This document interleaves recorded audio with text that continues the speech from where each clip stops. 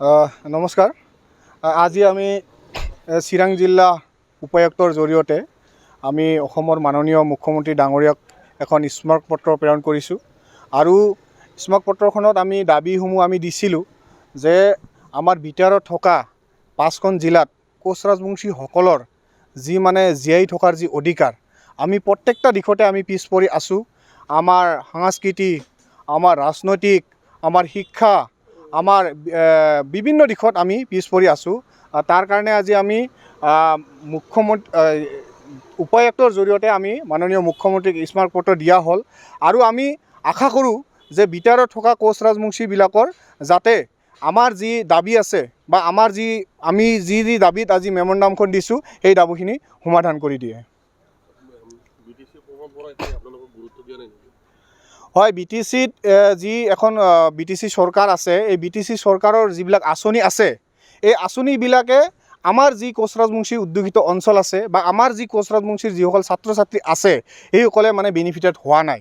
আমি পৰিলক্ষিত দেখিছোঁ যে আমি গাঁৱে গাঁৱে আমি ঘূৰিছোঁ। আমাৰ জিলা আঞ্চলিক ইউনিট কমিটিয়ে আমাক ৰিপৰ্ট দিছে যে কোচ ৰাজবংশীসকলৰ যিবিলাক ছাত্ৰ ছাত্ৰী আছে, যি BTRত যি স্কলাৰশ্বিপৰ যি বিশেষ ব্যৱস্থা আছে, অঞ্চাই বিথাংকি কিবা কিবি আছে, সেইসকল পৰা আমাৰ কোচ ৰাজবংশীৰ ছাত্ৰ ছাত্ৰীসকলে বঞ্চিত হৈছে আৰু যি ৰাস্তা ঘাটৰ পৰা যি উন্নয়ন হ'ব লাগিছিল কোচ ৰাজবংশী উদ্যোগিত অঞ্চলবিলাকত, সেই ধৰণৰ আমি উন্নয়ন দেখা পোৱা নাই। তাৰ কাৰণে আজি আমি অসমৰ মাননীয় মুখ্যমন্ত্ৰী ডাঙৰীয়াক উপায়ুক্তৰ জৰিয়তে মেমৰেণ্ডাম দি আমি ৰিমাইণ্ড কৰি দিব বিচাৰিছোঁ যাতে কোচ ৰাজবংশীসকলক এই BTR অঞ্চলত যাতে আমাক জীয়াই থকাৰ অধিকাৰ, যি জনগোষ্ঠীটোৰ যি আমাৰ দাবী, এই দাবী যাতে পূৰণ কৰে তাৰে আমি আশা ৰাখিছোঁ। নিৰ্বাচনৰ প্ৰাক সময়ছোৱাত কিন্তু প্ৰমোদ বৰাই যথেষ্ট প্ৰতিশ্ৰুতি দিছিলে, সেই প্ৰতিশ্ৰুতি কি আজি ডেটত পাহৰি গ'ল নেকি, কি ক'ব? হয়, প্ৰমোদ বৰা ডাঙৰীয়াই আমাক নিৰ্বাচনৰ সময়ত তেওঁ আমাক কোচ ৰাজবংশী বিটাৰ আক্ৰাছু হিচাপে আমাক বিভিন্ন ধৰণৰ প্ৰতিশ্ৰুতি দিছে আৰু তাৰ প্ৰতিশ্ৰুতিৰ ফলত আমি বিটাৰ আক্ৰাছু তেওঁলোকক সহায় সমৰ্থন কৰিছিলোঁ। কিন্তু যি দেখা যায় সমৰ্থন দিয়াৰ পিছত কোচ ৰাজবংশীসকলৰ যি উন্নয়ন, কোচ ৰাজবংশীসকলৰ যি জীয়াই থকাৰ সংগ্ৰাম, এই সংগ্ৰামৰ প্ৰতি যি হিচাপে সন্মান দিব লাগিছিল বা যি হিচাপে আমাৰ ৰাজবংশীবিলাকৰ উদ্যোগিত অঞ্চলত উন্নয়ন হ'ব লাগিছিল, একেবাৰে আমি দেখা নাই। তাৰ কাৰণে আমি দুখ প্ৰকাশ কৰিছোঁ আৰু ক্ষোভিত হৈছোঁ।